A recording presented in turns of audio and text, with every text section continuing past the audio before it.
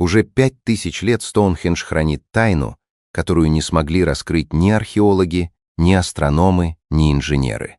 Но теперь в этом древнем сооружении обнаружили систему, которую человеческий разум мог просто не замечать. Искусственный интеллект сопоставил расположение камней, погребений и 56 загадочных ям вокруг памятника. Получившаяся картина выглядела слишком точной, чтобы объяснить ее случайностью. Ямы словно повторяли продолжительный цикл движения Луны. Каменное кольцо меняло звук. Человеческие останки находились в важных частях комплекса, а работа мастеров со временем становилась менее точной, будто первые строители понимали назначение Стоунхенджа, а следующие поколения только повторяли их действия и постепенно забывали смысл. Когда знание исчезло, люди не разрушили памятник. Их последние действия больше напоминали попытку закрыть систему, которой они уже не умели управлять. Все найденные признаки указывали на один замысел, созданный задолго до появления письменности. Что же находилось перед нами все эти века: храм, небесный календарь или доисторический механизм с потерянной инструкцией?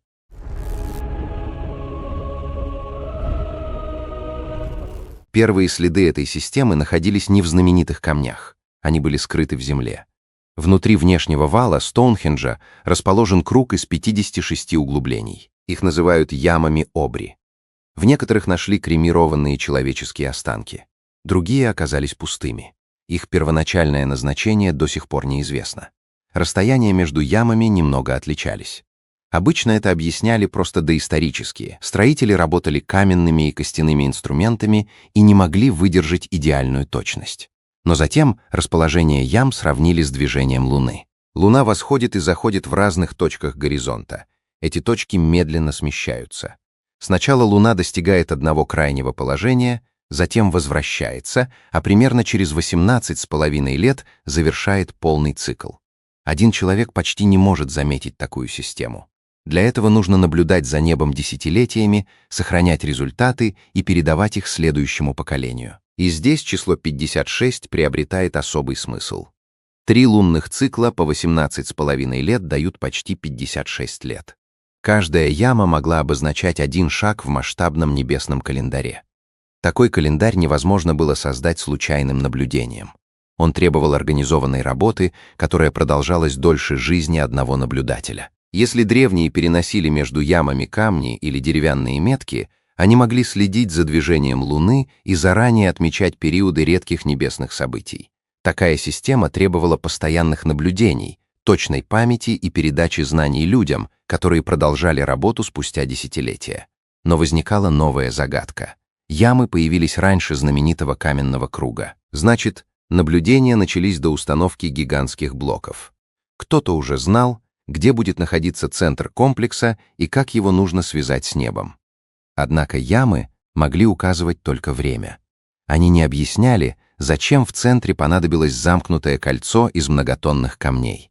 Ответ скрывался в том, как Стоунхендж звучал, когда все его камни еще стояли на местах. Сегодня Стоунхендж выглядит открытым и почти безмолвным.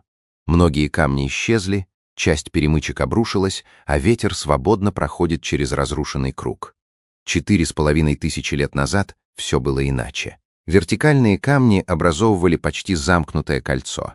Сверху их соединяли тяжелые плиты. Внутри стоял еще один ряд камней, который отделял центральную площадку от открытой равнины.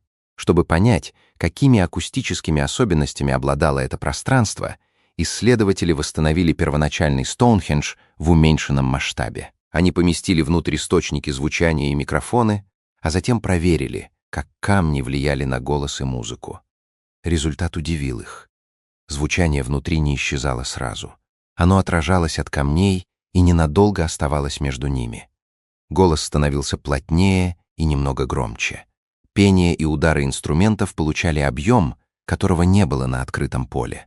Но главным оказалось другое. Каменное кольцо удерживало часть звучания внутри и ослабляло его распространение наружу.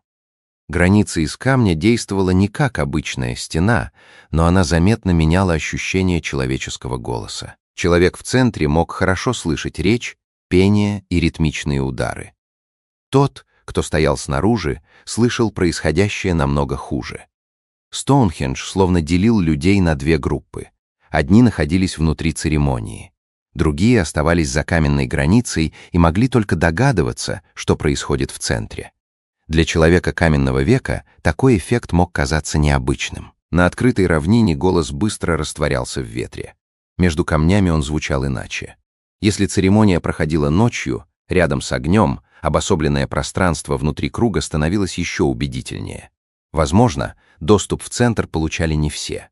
Даже обычная речь могла превращаться здесь в часть церемонии и подчеркивать власть человека, стоявшего среди камней. Но тогда кто находился внутри? Ответ частично сохранился в человеческих останках. Когда ученые научились определять происхождение сильно обожженных костей, выяснилось, что некоторые похороненные люди прибыли издалека. Причем след вел туда же, откуда доставили первые камни. Стоунхендж использовали для погребений еще до появления знаменитых гигантских камней. Внутри раннего круга археологи нашли кремированные останки мужчин, женщин и детей. Их хоронили здесь на протяжении многих поколений. Но долгое время установить происхождение этих людей казалось невозможным. Огонь разрушил почти все, что обычно изучают археологи. Кости раскололись, изменили цвет и потеряли форму. Но внутри них сохранился химический след. Вода и пища оставляют в костях отпечаток местности. Состав почвы и горных пород отличается в разных регионах, поэтому даже спустя тысячи лет можно приблизительно определить, где человек провел последние годы жизни. Ученые исследовали останки 25 людей, похороненных в Стоунхендже. Не менее 10 из них, вероятно, жили не на Солсберийской равнине. Состав их костей указывал на запад Британии, включая Западный Уэльс. Именно оттуда происходили голубые камни Стоунхенджа. Эти камни меньше огромных сарсенов, но их доставили более чем за 200 километров. Для людей без современных дорог и тяжелой техники это было огромное путешествие. Теперь выяснилось, что похожий путь могли пройти и люди. Возможно, они участвовали в перевозке камней. Возможно, принадлежали к общинам, для которых Стоунхендж имел особое значение. Но есть и более загадочная версия. Некоторые могли никогда не видеть Стоунхендж при жизни. Их тела могли кремировать далеко на западе. Затем родственники собирали оставшиеся кости и несли их через значительную часть острова. Через много дней путешествие заканчивалось на Солсберийской равнине, где прах помещали рядом с камнями из того же региона. Если это происходило, Стоунхендж был не местным кладбищем. Он объединял людей, разделенных сотнями километров. Посмертное путешествие умершего могло продолжаться после кремации, а конечной точкой становилось место, известное далеким общинам. Но почему именно это место обладало такой силой? Почему сюда доставляли не только останки умерших, но и огромные каменные блоки? Долгое время считалось, что самые далекие камни прибыли из Уэльса. Но исследование одного центрального блока изменило всю картину. Его источник находился намного дальше, на другом конце Британии. В центре Стоунхенджа лежит плоский каменный блок весом около 6 тонн.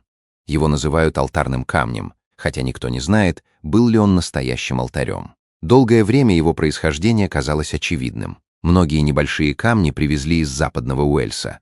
Поэтому ученые предполагали, что алтарный камень прибыл оттуда же и был частью той же древней традиции. Но внутри него сохранилась информация, которую нельзя увидеть глазами.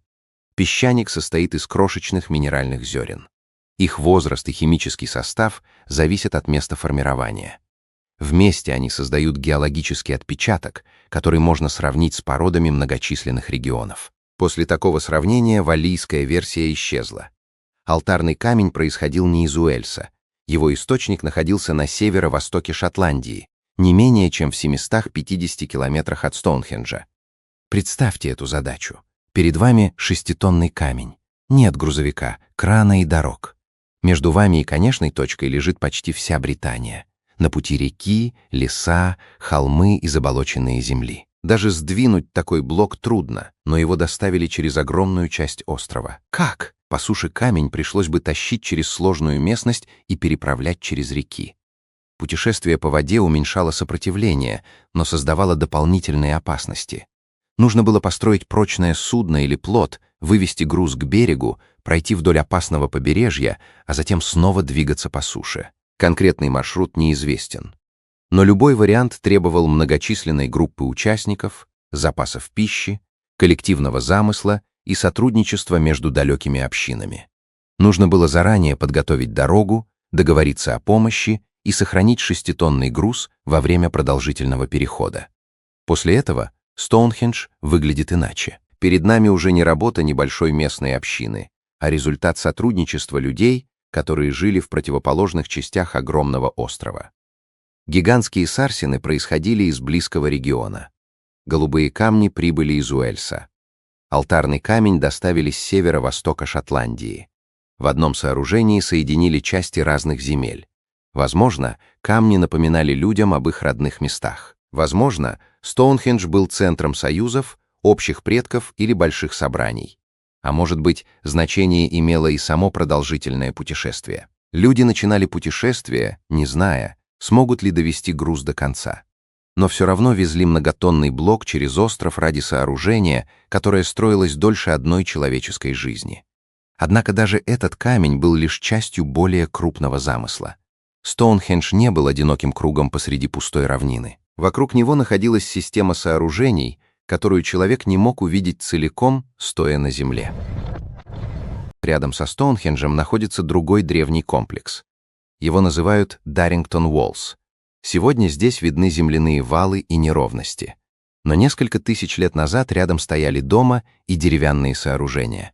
Здесь готовили пищу, устраивали большие праздники и проводили церемонии. Долгое время Даррингтон Уоллс считали отдельным поселением. Затем исследование земли вокруг него показало странную картину. Под поверхностью находилась цепь огромных ям. Некоторые достигали нескольких метров в глубину и более 10 метров в ширину.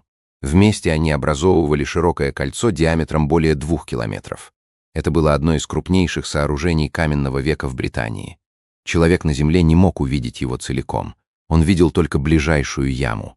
Остальные скрывались за холмами и изгибами местности. Чтобы создать такую систему, строители должны были заранее определить центр, отметить огромную окружность и сохранять направление на расстоянии нескольких километров.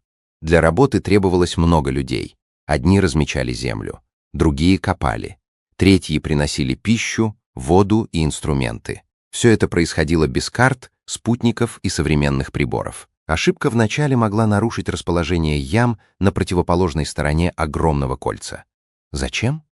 Возможно, кольцо обозначало границу особой территории. Человек, проходивший через нее, понимал, что входит в обособленное пространство. Возможно, ямы направляли движение людей во время церемоний. Есть и более загадочная версия.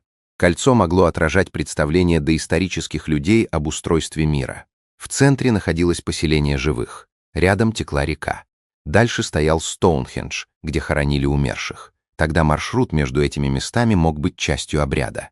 Люди собирались в Даррингтон Уоллс, шли к реке, а затем приближались к каменному кругу. Возможно, это было символическое путешествие из мира живых в мир предков. Теперь Стоунхендж выглядел не отдельным памятником, а частью огромной системы. В нее входили поселения, дороги, река, земляные валы, погребения и кольцо гигантских ям. Этот мир строили и меняли многочисленные поколения, но затем работа остановилась. Археологи нашли следы последней большой перестройки Стоунхенджа. Люди начали ее, но по неизвестной причине не закончили.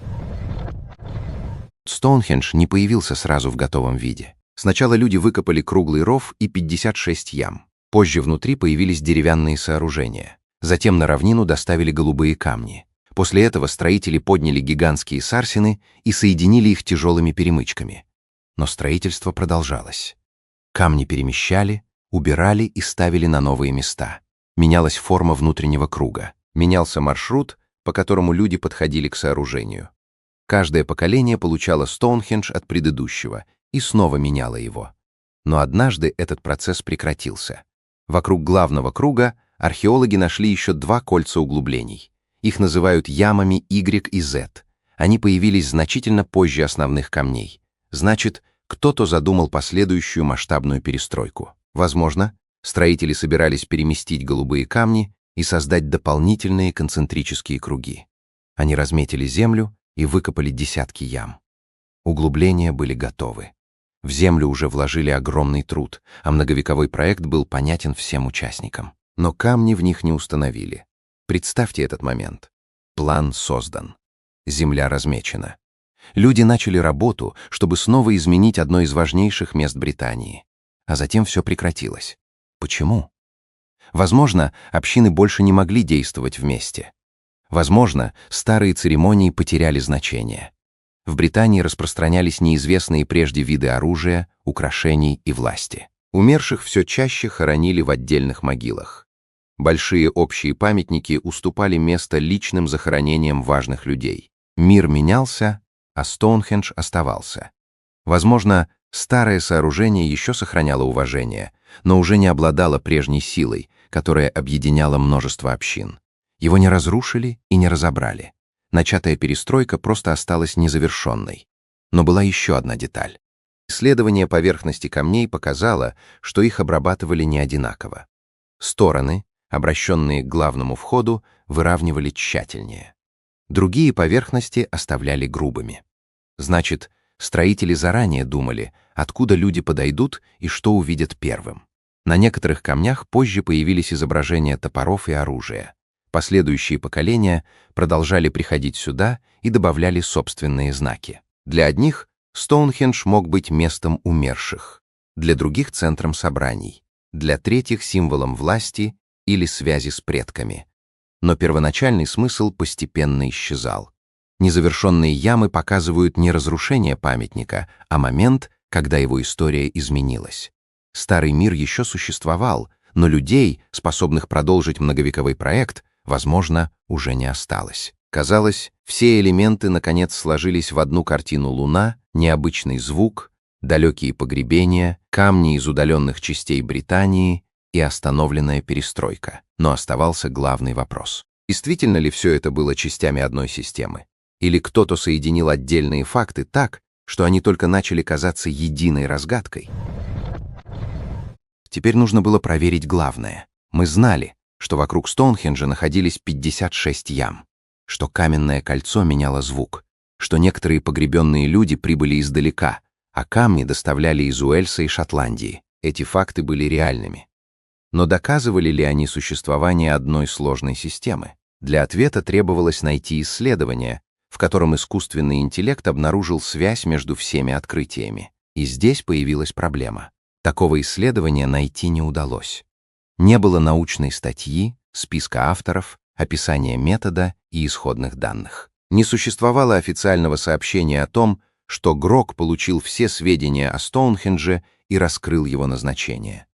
Тогда откуда появилась эта история? Кто-то взял несколько настоящих исследований, добавил вымышленные детали и связал все в одну красивую теорию.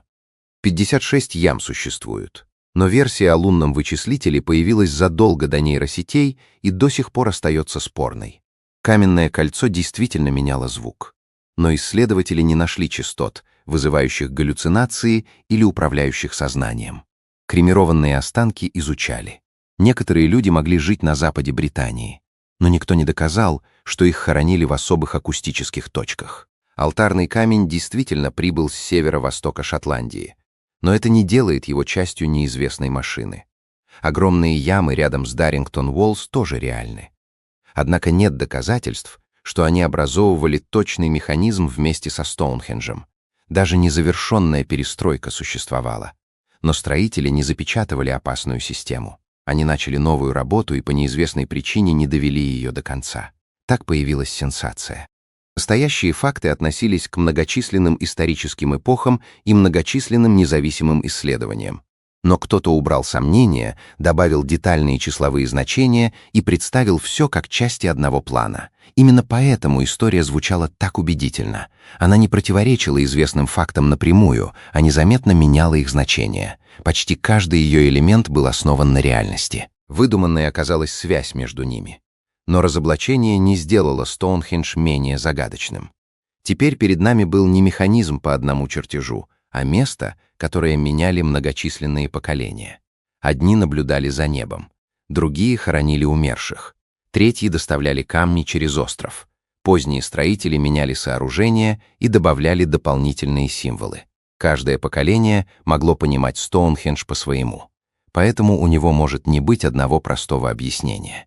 И остается последний вопрос. Если это не древняя машина, зачем люди из удаленных частей Британии веками приносили сюда камни, останки умерших и труд целых поколений? После разоблачения могло показаться, что тайна исчезла.